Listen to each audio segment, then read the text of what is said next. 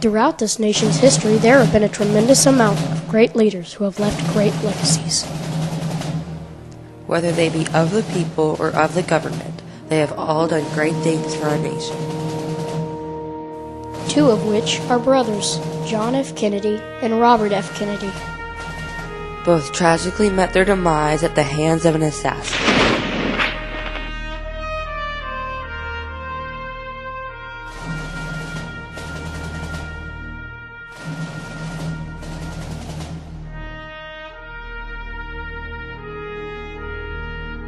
And so, my fellow Americans, ask not what your country can do for you. Ask what you can do for your country.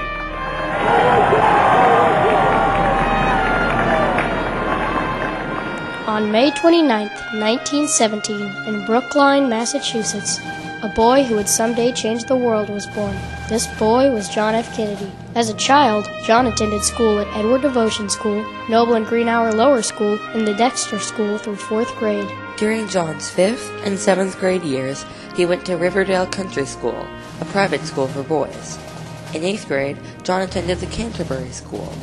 Lastly, from his 9th to 12th grade year, John attended the Choate School. His last year at the Choate School, John was voted most likely to succeed.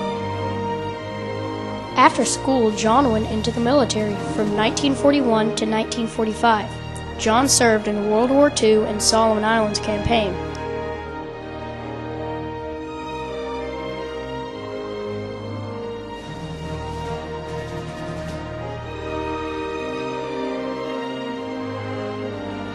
Then, after military service, John went into politics.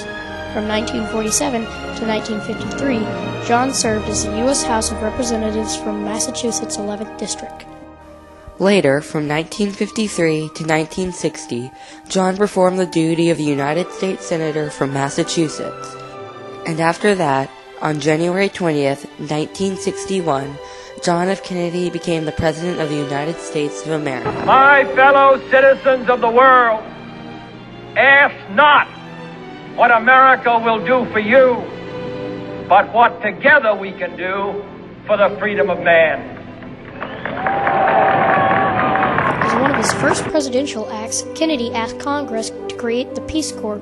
His brother-in-law, Sergeant Shriver, was the first director. Through this program, Americans volunteer to help underdeveloped nations in areas such as education, farming, healthcare, and construction. The organization grew to over 5,000 members by March 1963 and 10,000 the following year. Since 1961, over 200,000 Americans have joined the Peace Corps, serving in 139 countries. The Peace Corps gives us a chance to show a side of our country which is too often submerged. Our desire to live in peace. Our desire to be of help. Also, during John's presidency, he sought to contain the threat of communism growing in Latin America by establishing the Alliance for Progress.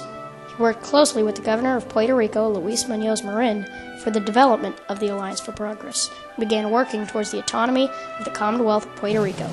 John also was in charge of the Bay of Pigs attack on Cuba, which did not end at all how he would have hoped it to.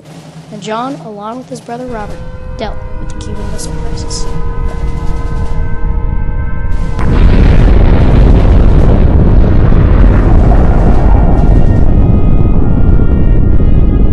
We choose to go to the moon.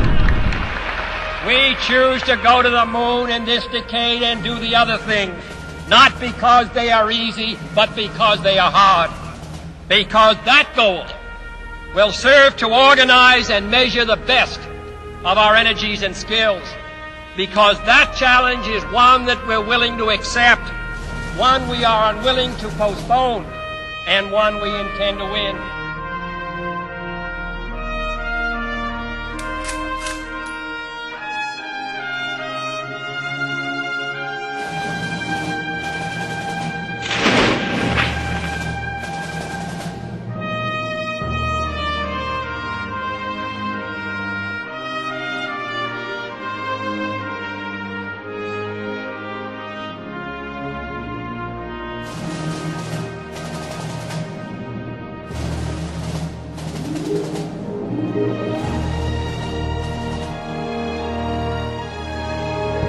John F. Kennedy, a great leader and idol to many, sadly was not loved by all.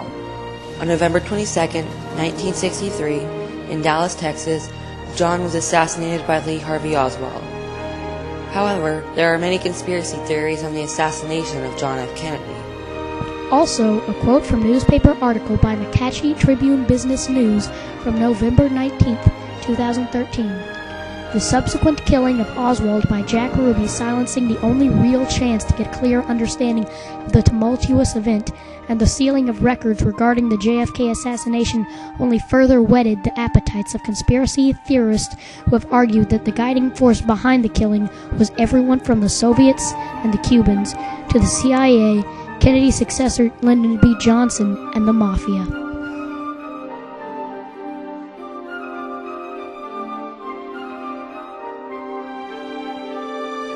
On November 20th, 1925, the seventh child of Joseph and Rose Kennedy was born in Brookline, Massachusetts.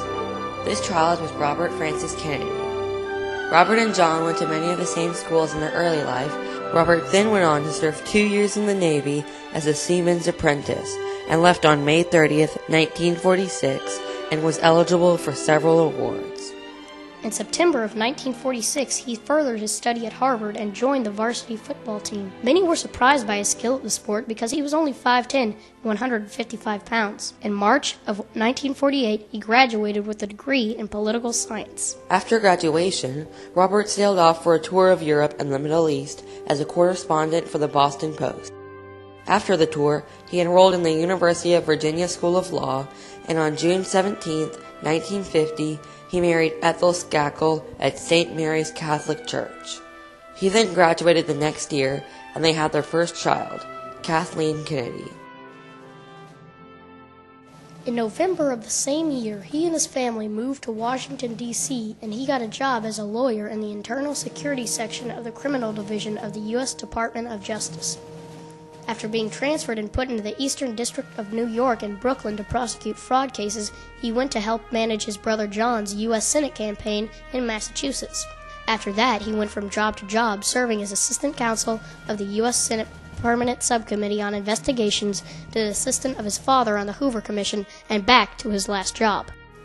After a while of this, he was appointed as Attorney General by John F. Kennedy, and this choice caused lots of controversy because some said that he was inexperienced and amateur, but he was far from it. During this time as Attorney General, he fought hard against organized crime, as it was one of the things that he despised the most. Also, he was a huge icon in equality of rights of African Americans and Hispanics, and supported the abolition of the death penalty. On November 22, 1963, when John died, Robert was shocked and changed by the death of his brother. He was greatly affected and grieved over the death a lot, but after a while he accepted it, and 9 months later he became the Senator of New York.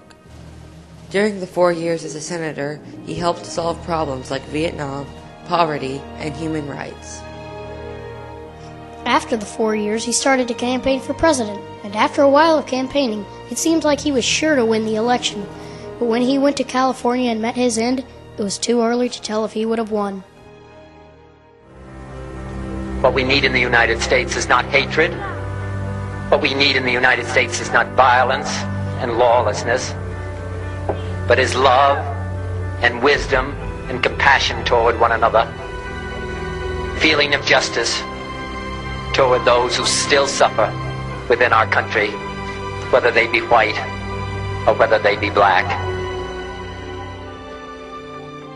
The U.S. was shocked by his death, and millions grieved over the terrible loss of this great man because of all his great accomplishments and attempt of making the world a better place. Both John and Robert have changed this world for the better. These two men left great legacies and have helped this world grow. Today, around 50 years later, we still grieve over the losses of two brothers. The Kennedy brothers. And what dedicate ourselves to what the Greeks wrote so many years ago, to tame the savageness of man and make gentle the life of this world. Let us dedicate ourselves to that.